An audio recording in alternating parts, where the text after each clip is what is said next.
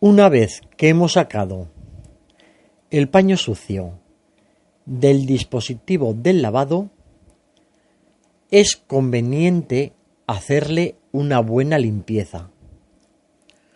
Con un trapo impregnado en disolvente vamos limpiando todas las superficies.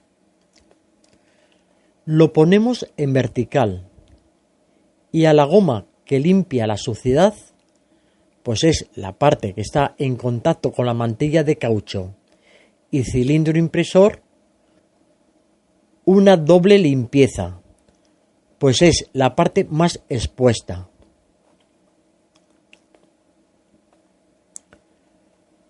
Lo volvemos a dar la vuelta y quitamos la suciedad. Igualmente en los pernos de adelante y de atrás.